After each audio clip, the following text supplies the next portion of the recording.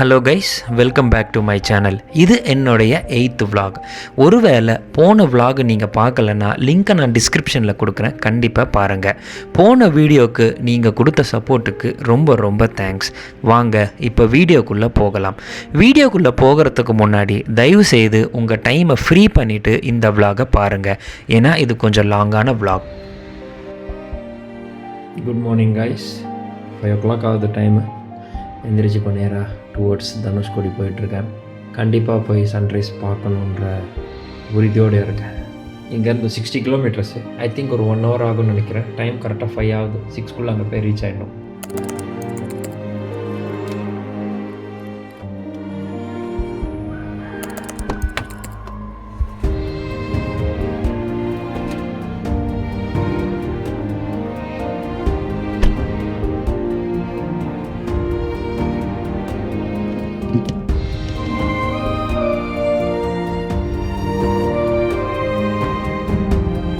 ரொம்பவே எர்லியாக கிளம்பி ராமநாதபுரம்லேருந்து பாம்பன் பாலம் வழியாக ராமேஸ்வரம் வந்து ரீச் ஆயாச்சு. இங்கேருந்து கிட்டத்தட்ட ஒரு 16 கிலோமீட்டரில் தனுஷ்கோடி இருக்குங்க. தனுஷ்கோடி செக் போஸ்ட் தாண்டினதுக்கு அப்புறமா அந்த மேஜிக்கல் ரோடு கண்ணுக்கு தெரிய ஆரம்பித்தது. கதிரவன் கொஞ்சம் கொஞ்சமாக தன்னுடைய வர்ண ஜாலத்தை அந்த மேகத்து மேலே காமிக்க ஆரம்பித்ததுக்கப்புறமா பார்க்குறதுக்கு எல்லாமே கோல்டன் கலரில் இருந்துச்சுங்க. உண்மையிலே இதை வந்து த டிரைவ்ஸ் ஆஃப் கோல்டன் ஹவர்னே சொல்லலாம். இவ்வளோ அழகான காட்சிகள் நம்ம கண்ணுக்கு தெரியும் போது வேறு எதுவுமே தோணாது, காரை நிறுத்தணுன்றது மட்டும்தான் தோணும்.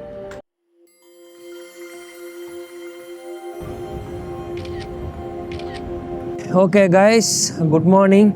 ஒரு வழியாக தனுஷ்கோடி ஏரியா வந்து ரீச் ஆயாச்சு. ரொம்பவே அழகாக இருக்குது, அமைதியாகவும் இருக்குது. 2 பக்கமுமே கடல். ஸோ இந்த பக்கம் வந்து வங்காள வரிகுடா, அதாவது பே ஆஃப் பெங்கால், அண்ட் இந்த பக்கம் வந்து இந்தியன் ஓஷன். நடுவில் வந்து ஒரு சின்ன ரோடு, ஒரு 10 கிலோமீட்டருக்கு. அண்ட் இந்த லாஸ்ட் ரோட்ஸ் ஆஃப் இந்தியாவில் ட்ரைவ் பண்ணுறது வந்து உண்மையிலே ஒரு பியூட்டிஃபுல்லான எக்ஸ்பீரியன்ஸ். கண்டிப்பாக நீங்கள் ட்ரை பண்ணுங்கள். நேற்று வராமல் போனதுக்கு நான் வெயிட் பண்ணி இங்கே வரணுன்ட்டு ஒரு 1 day எக்ஸ்டெண்ட் பண்ணி நான் வந்திருக்கேன்.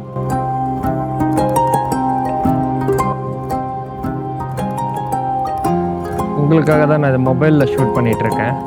சன்ரைஸ் ஆக ஆரம்பிச்சிருச்சு. நான் மொபைலில் ஷூட் பண்ண அந்த அழகான சன்ரைஸ் காட்சிகள் உங்களுக்காக. இங்கே இருக்கிற பறவைகளின் வரவேற்போட கொஞ்சம் கொஞ்சமாக ஒரு தங்கப்பந்து கடல்லேருந்து வெளியில் வர ஆரம்பிக்குது. பார்க்கவே ரொம்ப பிரமிப்பாக இருக்குங்க. அமேசிங்கான சன்ரைஸ் இது.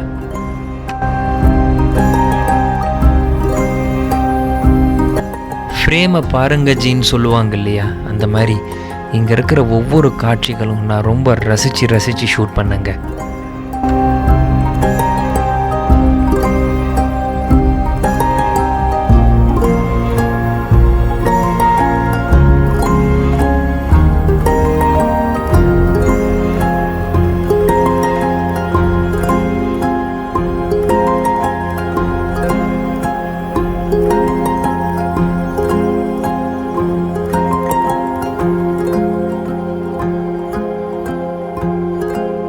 கடல்ல இருந்து வர ஒவ்வொரு கடல் அலையும் இந்த கரையை தொட்டு ரொம்ப அழகாக கதையை சொல்லிட்டு போகுது.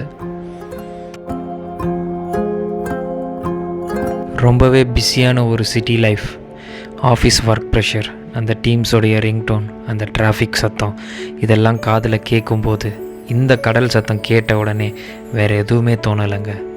இங்கேயே ஒரு 1/2 மணி நேரம் உட்காரலான்றதை மட்டும்தான் எனக்கு தோணுச்சு. முழுக்க முழுக்க தங்கத்தால் பூசின அந்த கம்ப்ளீட் கோல்டன் ஃப்ரேம் பீச்சில் உட்காரும்போது வேற ஏதோ ஒரு உலகத்துக்குள்ளே வந்த மாதிரி ஒரு சின்ன ஃபீலுங்க.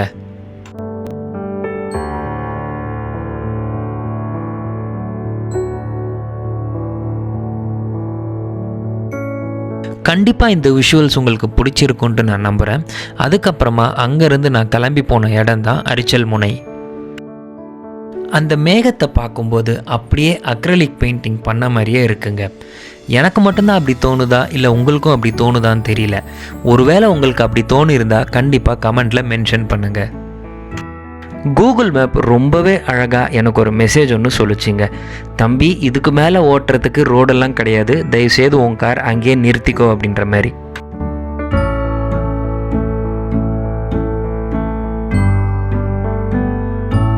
ஒரு வழியாக த டிப் ஆஃப் சவுத் இந்தியான்னு சொல்லக்கூடிய இந்த அரிச்சல் முனை பாயிண்ட்டுக்கு வந்தாச்சுங்க.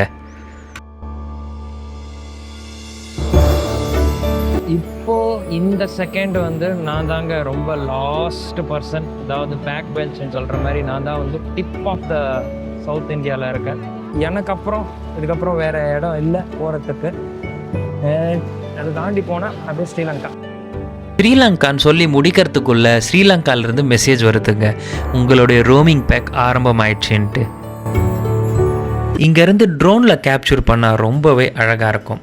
பட் என்கிட்ட ட்ரோன்லாம் இல்லை, அதனால என்கிட்ட இருந்த ஸ்டிக்கை வச்சு ஃபேக் ட்ரோன் ஷாட்ஸ் மட்டும் நான் எடுத்தேன்.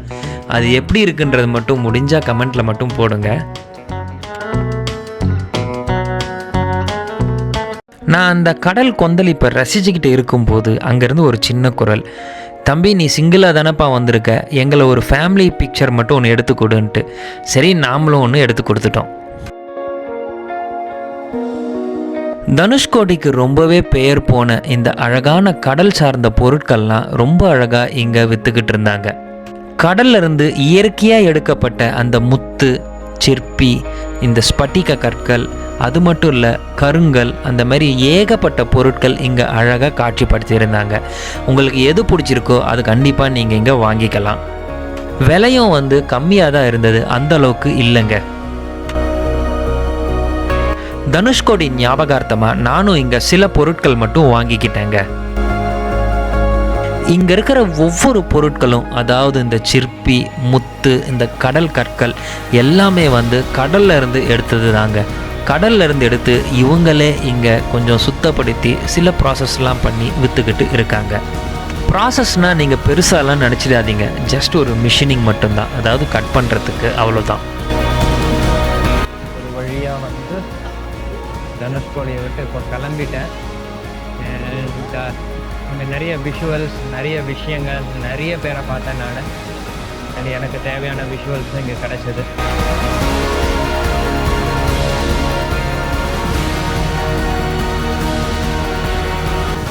நிறைய ஷாப்பிங்லாம் நல்லா இருந்தது, இல்லை வாங்கலாமா வேணாமான்ட்டு. அண்ட் இங்கே வந்து தனுஷ்கோடி பற்றி இன்னும் கொஞ்சம் நிறைய தெரிஞ்சுக்கணும். இந்த கோஸ்ட் சிட்டின்னு ஒன்று சொன்னேன்.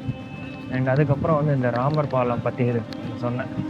இது 2 விஷயம் வந்து கண்டிப்பாக தெரிஞ்சுக்கணும். அதோடைய தேடலில் தான் நான் இப்போ இருக்கேன். ஆக்சுவலாக அந்த விஷயத்தை தேடி தான் நான் போயிட்டுருக்கேன், எங்கே கரெக்டான இன்ஃபர்மேஷன் கிடைக்கும் அப்படின்றது. கோஸ்ட் டவுன் வந்து இங்கே ஷாப்பில் யாரை கேட்டாலும் கரெக்டாக சொல்கிறாங்க. 1964 வந்த புயல்னால் இங்கே இருக்கிற தனுஷ்கோடி வந்து கொஞ்சம் ரொம்பவே பாதிப்புக்கு உள்ளாச்சு அப்படின்ட்டு.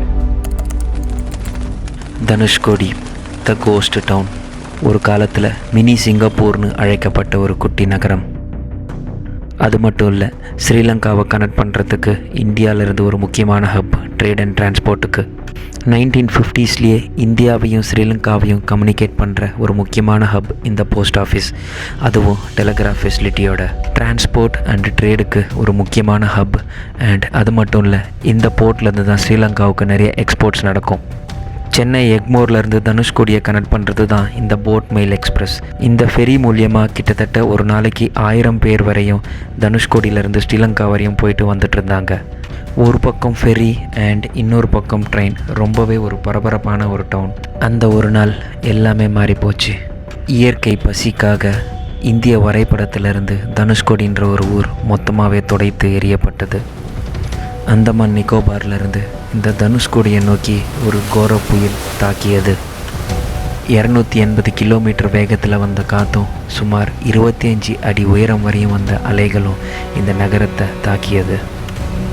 இங்கே நடந்த இந்த கோர விபத்து வெளி உலகத்துக்கு தெரியறதுக்கே 3 நாள் ஆச்சு.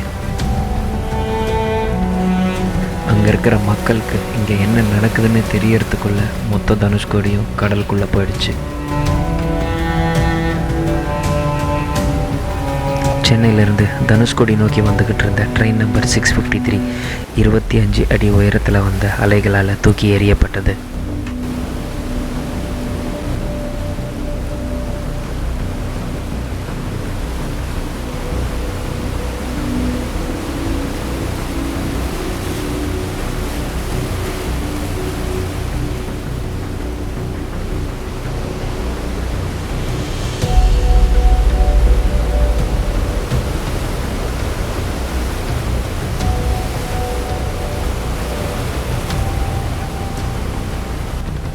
கொஞ்ச நேரத்திலேயே மொத்த தனுஷ்கோடியும் கடலுக்கு அடியில் முழுங்கிருச்சு.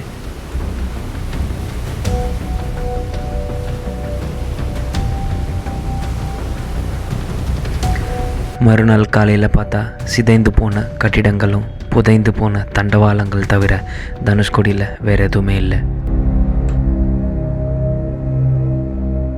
இயற்கையின் கோரத்தாண்டவத்தினால் பாதிக்கப்பட்ட தனுஷ்கோடியில் மிஞ்சிருக்கிற மக்களுக்கு இருக்கிற ஒரே ஒரு நம்பிக்கை அந்த சூரிய ஒளி. அந்த சூரிய ஒளி கொடுக்குற நம்பிக்கையில் தான் இன்னைக்கு வரையும் மக்கள் அங்கே வாழ்ந்துக்கிட்டு வராங்க.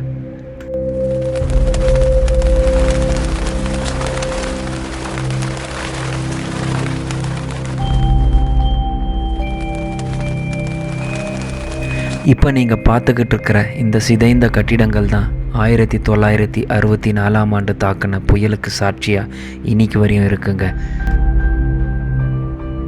1850ஸ்லேயே இங்கே இருக்கிற பில்டிங்கெல்லாம் கோரல் ராக்ஸ் எல்லாம் கட்டப்பட்டிருக்கு. கிட்டத்தட்ட இந்த புயலால் சுமார் 500 வீடுகள், அதாவது தனுஷ்கோடியில் ஒரு வீடு கூட அந்த புயல் விட்டு வைக்கலை. ஒரு காலத்தில் ரொம்பவே பிஸியாக இருந்த நகரம் இன்னைக்கு இருக்கிற அடையாளம் கூட தெரியாமல் வெறும் இந்த கட்டிடங்கள் மட்டுமே தன்னுடைய முகவரியாக சுமந்துக்கிட்டு இருக்குங்க. வாழ்க்கை ஒரு நிமிஷத்தில் எப்படி வேணாலும் மாறுன்றதுக்கு இந்த தனுஷ்கோடி சம்பவம் எடுத்துக்காட்டாக இருக்குது. நான் ஒரு அடி எடுத்து வைக்கும்போது எனக்கு ரொம்பவே உருக்கமாகவும் இருந்துச்சு இந்த இடத்துல.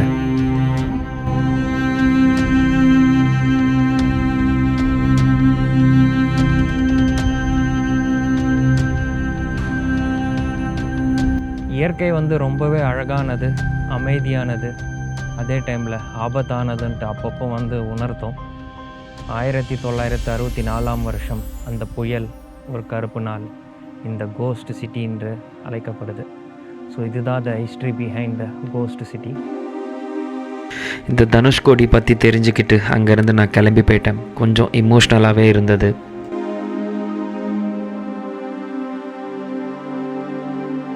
இந்த தனுஷ்கோடியில் இருக்கிற மக்களுக்கு வாழ்வாதாரம்னு பார்த்திங்கன்னா 2 விஷயந்தாங்க. ஒன்று ஃபிஷ்ஷிங் அண்ட் இன்னொன்று இந்த கடல் சார்ந்த பொருட்கள். அதாவது இந்த முத்து, சிற்பி, பவளம், ஸ்பட்டிகம் அந்த மாதிரி பொருட்கள் தாங்க. இதை பற்றி நான் சொல்கிறத விட அங்கே இருக்கிறவங்களே சொன்னால் ரொம்ப நல்லா இருக்கும்ன்ட்டு நான் ஃபீல் பண்ணுறேன்.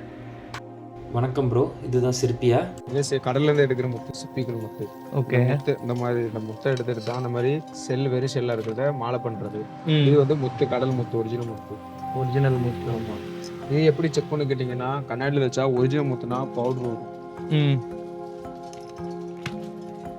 ஒரிஜினல் முத்துனா கண்ணாடியில் கிளாஸில் வச்சா ஒரிஜினல் இருந்தால் பவுடர் வரும், டூப்ளிகேட் இருந்தால் வராது. ஓகேயா? ஓ, தொடச்சா போயிடுமா? தொடச்சா போயிடும். ஒரிஜினல் முத்துனா அந்த மாதிரி பவுடர் வரும். டூப்ளிகேட் தைச்சோம்னா வராது. நெக்ஸ்ட் ஸ்டெப்னா டூப்ளிகேட் தைச்சோம்னா வராது. டூப்ளிகேட் தைச்சோம்னா வரவே செய்யாது. டூப்ளிகேட் வந்து ஷேப் வந்து ஒரே ஷேப்பாக இருக்கும். முத்து வந்து ஷேப் எப்படின்னா வித்தியாசமாக இருக்கும். ஷேப் வந்து டிஃப்ரெண்டாக இருக்கும். ஒவ்வொன்று ஷேப்பாக இருக்கும். லேசாக தைச்சாலே முத்து வந்து பவுடர் வரும். இந்த மாதிரியா முத்து போட்டால் என்ன பெனிஃபிட்னா உடம்பு ஹீட்டு, கண் திருஷ்டி, அலர்ஜி எல்லாத்துக்குமே நல்லது முத்து போட்டிங்கன்னா. ஓகே. நெக்ஸ்ட் ஸ்டெப்னா ஃபயர் பண்ணால் தெரிஞ்சிடும் பிளாஸ்டிக்கா ஒரிஜினலான. பிளாஸ்டிக்னா மெல்ட் ஆயிரும்.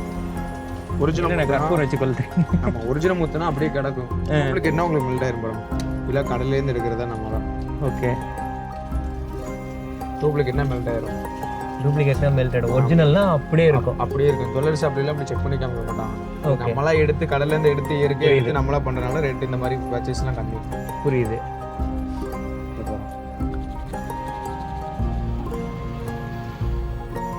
அப்படியே தான் இருக்கு. ஆமாம். டூப்ளிகேட்னா மெல்ட் ஆயிரும். அதான் பிளாஸ்டிக்னா டூப்ளிகேட் வந்து ஃபயர் பண்ணோம்னா மெல்ட் ஆயிரும். இது டூப்ளிகேட். இது வந்து ஒரிஜினல் முத்து மாலை. ஷேப் வந்து டிஃப்ரெண்டாக இருக்கும். Original bale. ஓகே. ஆமாம். வெயிட் அதே மாதிரி வெயிட்டாக இருக்கும். ஒரிஜினல் முத்து வந்து டூப்ளிகேட் வந்து இது வெயிட்டாக இருக்காது. அவ்வளோதான். இது வந்து தனியாக வாங்கினீங்கன்னா ஒரு பீஸ் வந்து 100 ரூபா வரும். இது வந்து வாங்கினீங்கன்னா மோதிரம், கம்மல் இந்த மாதிரி வச்சு பண்ணிக்கலாம். ஓகே. இது மாதிரி எல்லாம் பிரேஸ்லெட்ஸ். முத்துல வந்து ரெண்டாவது வந்து 3 கலர் வரும். Pink, white, black. நெக்ஸ்ட் வந்து எப்படின்னா இது வந்து ஸ்படிகம் சொல்றது அது வேற. ஆமா, இது வந்து ஸ்படிகம். இது ஒரிஜினல் ஸ்படிகம். இது வந்து கடலே உருவாகுறது. எப்படின்னா பனிக்கட்டி மாதிரி இருக்கும். எடுத்து மிஷினில் கொடுத்து உருக்கி இந்த மாதிரி பண்றதா. எப்படி கரெக்டாக இந்த ஷேப்லாம் கொண்டு வராங்க? இந்த மாதிரி ஷேப் வந்து மிஷினில் கொடுத்து கட் பண்றதா. எல்லாம் இவ்வளோ பெருசா இருக்கும், 10 கிலோ 20 கிலோ சைஸா இருக்கும். மிஷினில் கொடுத்து கட் பண்ணோம்னா அந்த மாதிரி ஷேப்பா ஒரே ஷேப்பா பண்ணிடுவோம். ஓகே. நெக்ஸ்ட் எப்படின்னா இது எப்படி செக் பண்ணுன்னா நைட்ல ஒரு ஸ்பார்க் வரும். இப்போ வந்து ஸ்பார்க்கோட ஸ்மெல் அப்படியே வரும் பாருங்க. இப்போ பெரிய ஸ்பார்க் அந்த அளவுக்கு இருந்தாலும் ஸ்மெல் வரும். ஸ்பார்க்கோட ஸ்மெல்லு டூப்ளிகேட்ல அந்த மாதிரி வரும். ஆமாம். இந்த நெக்ஸ்ட் எப்படின்னா இது எப்படின்னா தங்கம் இருக்குல்ல, கோல்டு வெள்ளி சில்வர் காப்பர் எதுல தைச்சாலும் அப்படியே ஒட்டிக்கிறோம். ஓகே. தங்கத்தை தைச்சாலும் வந்துடும். இதுல டூப்ளிகேட் வந்து வராது. ஓகே. நெக்ஸ்ட் எப்படின்னா இது வந்து எப்படின்னா நெருப்பு வச்சோம்னா கடலோட தண்ணி வரும். டூப்ளிகேட்ல அந்த மாதிரி வராது பாருங்க. கடலோட தண்ணி அப்படியே வரும். டூப்ளிகேட்ல அந்த மாதிரி வராது. ஒரிஜினல் ஸ்படி இதுல மட்டும் வரும். இப்போ இதுல வச்சோம்னா வராது. கிளாஸ்ல வச்சோம்னா வராது. இது ஒரிஜினல் டூப்ளிகேட். இது வந்து தான் இருக்கும். இது ஸ்படிங் ஒரிஜினல், இது டூப்ளிகேட் கிளாஸ். டிஃபரெண்ட் தெரியுதா? ஓகே. கொஞ்சம் அந்த ஷேட் இருக்கிற மாதிரி இருக்கு. இதுல இருந்து அப்படியே ஆமா, இது வந்து ஷைனிங்கா இருக்கும். இது டூப்ளிகேட், இது வந்து ஸ்படிங் தான் ஒரிஜினல் ஸ்படிங். இது போட்டா எதுக்கு நல்லதுன்னா உடம்பு ஹீட்டுக்கு தான் நல்லது. உடம்புல போட்டா கரையும். ஒரிஜினலா இருந்தா கரையும், டூப்ளிகேட்டா இருந்தா கரையாது. ஓகே. ஆமா, சூப்பர். நான் இந்த ப்ளூ ஒன்று எடுத்துக்கிறேன். சரி. இந்த கிரீன் கொஞ்சம் வித்தியாசமா இருக்கு. இது 2 எடுத்துக்கிறேன். இங்க வச்சிடுறேன். எடுத்துருந்து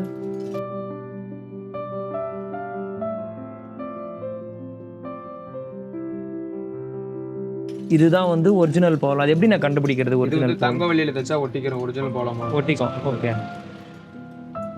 நெருப்பு வச்சா கடலோட தண்ணி வரும். டூப்ளிகேட்ல கடல் தண்ணி வராது. ஓகே. ஓகே. சோ அப்ப இதெல்லாம் ஒரிஜினல் ஸ்படிகம். இதுவும் ஒரிஜினல் ஸ்படிகம். இது வந்து பெரிய ஸ்படிகம், இது சின்ன ஸ்படிகம். இது வந்து சின்ன பவளம், இது வந்து பெரிய பவளம். ஓகே. அதுக்கு அடுத்து வந்து லாஸ்ட் சைஸ் அந்த சைஸ். இது வந்து பிளாக்ல இருக்கிறது வந்து இது வந்து ஸ்டோன் தான், பிளாக் ஸ்டோன் தான். ஓகே. கருங்காலின்னு சொல்றது வேற. இது கருங்காலி கிடையாது. தனியா இருக்கு. அது வேற. ஓகே. இங்க வந்து எல்லாமே கடல் சார்ந்த பொருள் தான் எல்லாமே இருக்கும். சூப்பர். எல்லாம் சிப்பி இந்த மாதிரி பொருள் தான் எல்லாமே. கண்ணாடி எல்லாம் சில்ல பண்ணதுதான். இந்த மாதிரி டிசைன்ஸ் எல்லாம் கண்ணாடி எல்லாம் நல்லா இருக்கு டிசைன்ஸ். இதெல்லாம் நீங்க பண்றீங்களா இல்ல ஆள்கள் வச்சு ஒர்க் பண்றது எல்லாம்? ஓகே. ஆமா. இல்ல செல்லு சங்கு எல்லாத்துலயும் ஒர்க்கிங் தான்.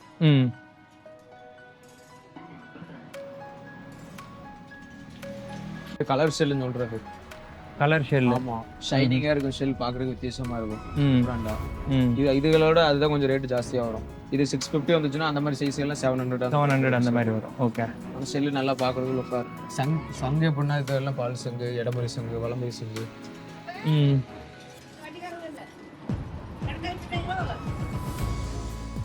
இது எப்படி செக் பண்ணி கேட்டீங்கன்னா வலமுறை சங்குனா இந்த பக்கெட் வரும், இடமுறை சங்குனா இந்த பக்கெட் வரும். இது எப்படி கண்டுபிடிக்கணும்னா இந்த வாயில தான் கண்டுபிடிக்கிறது. வலமுறை சங்குனா இந்த சைடு வரணும், இடமுறை சங்குனா இந்த சைடு. இது ரைட் சைடு, இது லெஃப்ட் சைடு. இதுல தான் கண்டுபிடிக்க முடியும். இதுல வந்து ஊத முடியாது, இதுல வந்து ஊதல இடமுறை சங்குல. நல்ல சவுண்ட் பயங்கரமா வருது. வீட்டில் வச்சா இது நல்லது. வலமுறை சங்குன்னு சொல்லுவாங்க. வலம்புரி. இது வந்து ஷோகேஸ் வைக்கிறது, சவுண்டு வரும். சிம்பிளில் ஊதுவாங்க அந்த சங்கு மேக்ஸ். ஆமாம், வீட்டில் வைக்கிறது தான் இது. இந்த சங்கு இந்த மாதிரி இதெல்லாம் பென் ஸ்டாண்ட் தான். இதெல்லாம் தனுஷ்கோடி நேமல் இருக்கும் இந்த மாதிரி சென்ஸ்.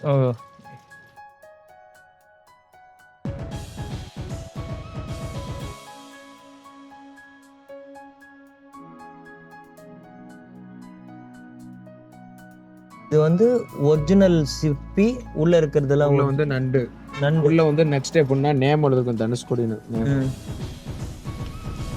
தனுஷ்கோடி வந்ததுக்கு அடையாளமா இதுதான் ஒண்ணு. ஓகே.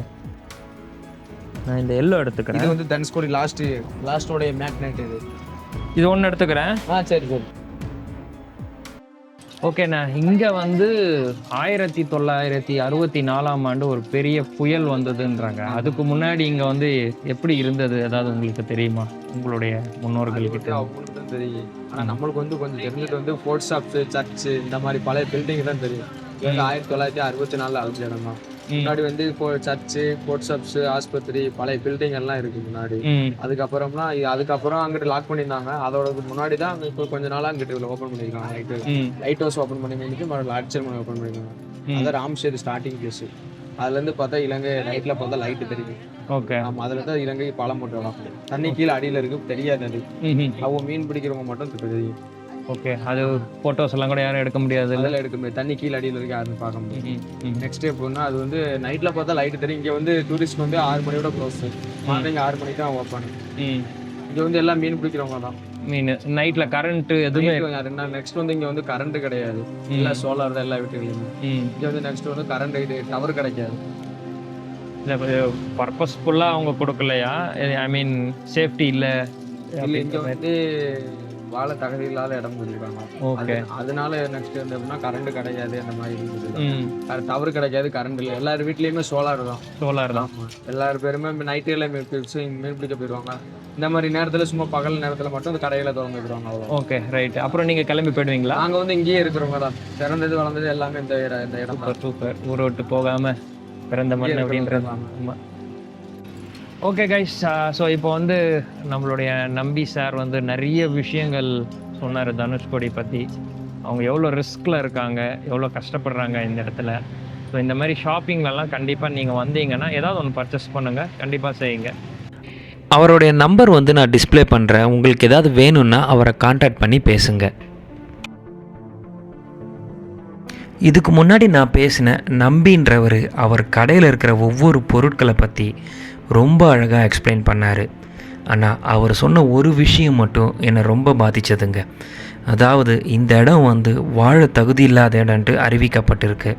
ஆனால் பிறந்த மண்ணை விட்டு போகாமல் இன்னைக்கு வரையும் அவங்க வாழ்ந்து இங்கேயே சாதிச்சுக்கிட்டு தான் இருக்காங்க. தனுஷ்கோடி பற்றி ரொம்பவே இமோஷ்னலான இன்ஃபர்மேஷன்ஸோடு அங்கேருந்து நான் கிளம்பிட்டேன். போகிற வழியில் என் கண்ணுக்கு பட்டது தான் இந்த கோவில். இந்த கோவிலை பற்றி தெரிஞ்சுக்கும் போது ரொம்பவே சுவாரஸ்யமாக இருந்ததுங்க. அதாவது தனுஷ்கோடி புயலில் சர்வேவான இந்த கோவில் கோதண்டராம சுவாமி டெம்பிள்னு அழைக்கப்படுது. இலங்கையில் ராவணாசரை வீழ்த்தி போரில் வெற்றி பெற்ற ராமன் ராவணாசருடைய தம்பியான விபீஷணருக்கு பட்டாபிஷேகம் செஞ்ச இடமா இந்த கோவில் நம்பப்படுது.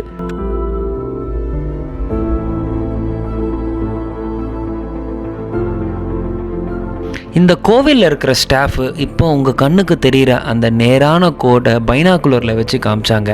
அதுதான் வந்து ராமர் பாலத்தோடைய ஆரம்பம் அப்படின்ற மாதிரி சொன்னாங்க. பைனாக்குலரில் பார்க்கும்போது ரொம்பவே ஷாக்கிங்காக இருந்துச்சுங்க. ஆனால் இந்த கோடு வந்து கிட்டத்தட்ட ஒரு 3 to 4 கிலோமீட்டர் வரையும் அப்படியே நேராக இருக்குங்க. அதாவது அப்பர் சர்ஃபேஸில் வந்து மணல் இருக்கிற மாதிரியும் அதுக்கு அடியில் கல் இருக்கிற மாதிரியும் அங்கே இருக்கிற ஸ்டாஃப் எக்ஸ்பிளைன் பண்ணாங்க. அது கேட்கும்போதே ரொம்பவே பிரமிப்பாக இருந்துச்சுங்க. இந்த கோவில் ஞாபகார்த்தமாக நான் ஒரே ஒரு துளசி மாலை மட்டும் வாங்கிக்கிட்டேன்.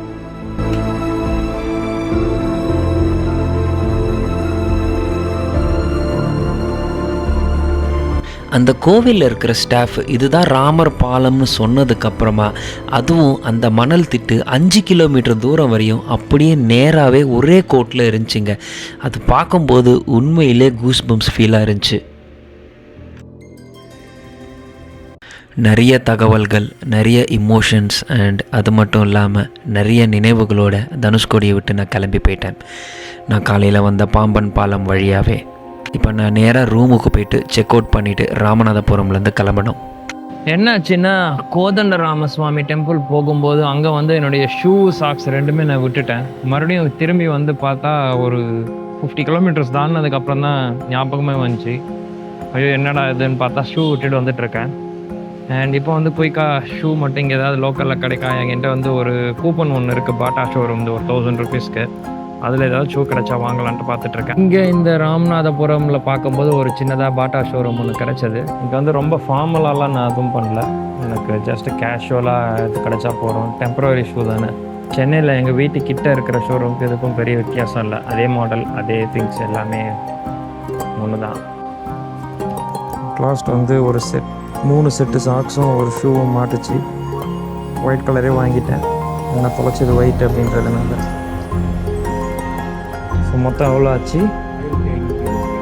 1527 ரூபாய். எவ்வளோ ஆஃபர் போகுது?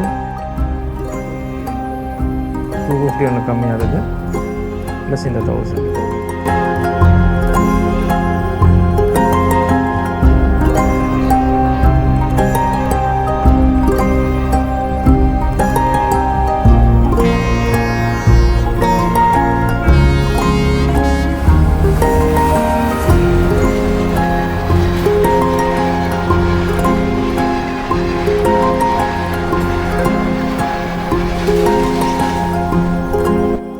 ஓகே, ஒரு வழியாக ட்ரெயின் போயாச்சு, கேட்டும் ஓப்பன் பண்ணிட்டாங்க. அங்கேருந்து நான் கிளம்பி போயிட்டேன்.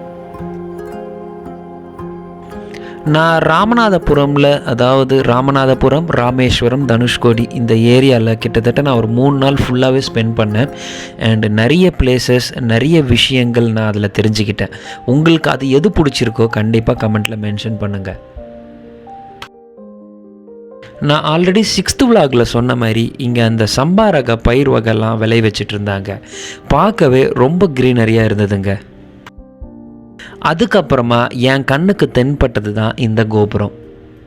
இந்த கோபுரம் நான் வெளியிலேருந்து மட்டும் பார்த்தேன். ஒருவேளை இது என்ன கோபுரம் உங்களால் கெஸ் பண்ண முடிஞ்சதுன்னா கண்டிப்பாக கமெண்ட்டில் பண்ணுங்கள். நான் 11 o'clock இன்னொரு பிளேஸ்க்கு ரீச் ஆகணுன்றதுனால அங்கேருந்து கிளம்பிட்டேன். நான் இங்கே 4th டைம் டேங்க் ஃபில் பண்ணுறேன். எனக்கு தெரிஞ்சு மைலேஜ் கொஞ்சம் டீசெண்டாகவே தான் இருந்தது. டேங்க் ஃபுல்லானதுக்கப்புறம் ட்ரைவ் பண்ணும்போது வர கான்ஃபிடென்ஸு வேறு லெவலுங்க.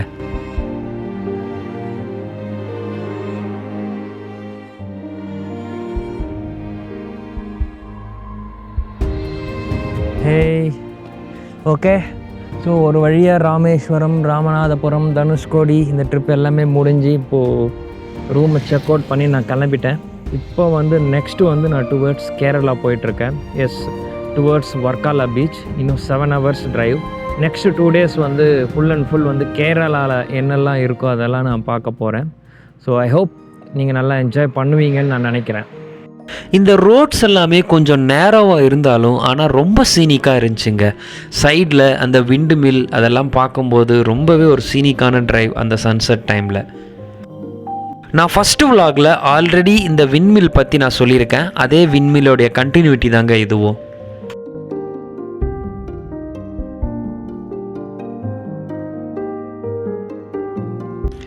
வழக்கம் போல் எங்கெல்லாம் சீனரிக்கு நல்லா இருக்கோ அங்கெல்லாம் என் காரை நிறுத்தி நான் ஃபோட்டோஸ் அண்ட் வீடியோஸ் கேப்சர் பண்ணிகிட்டு இருந்தேங்க.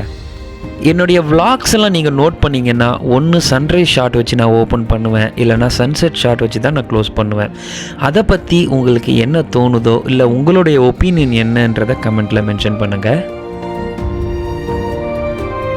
நான் கூகுள் மேப்பை கம்முன்னு ஃபாலோ பண்ணிட்டு போயிட்டே இருந்தேன். அண்ட் போகிற வழியில் கோவில்பட்டின்ட்டு ஒரு ஊரில் என்னுடைய எர்லி டின்னரை நான் முடிச்சிட்டேன். ரொம்பவே சூப்பரான ஸ்ட்ராங்கான காஃபி சாப்பிட்டு முடிச்சுட்டு ஒரு எனர்ஜெட்டிக்கான சவுண்டு கேட்டேன். அதை கண்டிப்பாக நீங்களும் என்ஜாய் பண்ணுவீங்க.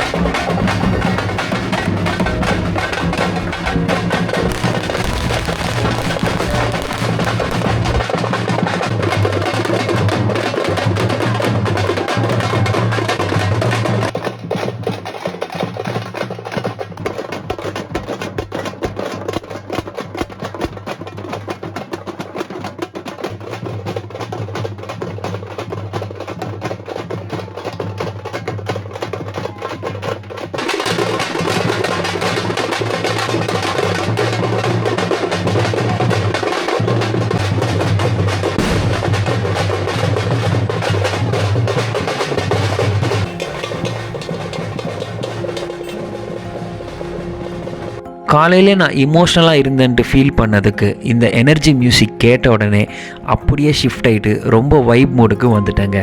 பிடிச்ச பாட்டெல்லாம் போட்டுட்டு இன்னொரு 3 hours ட்ரைவ் பண்ணணும்.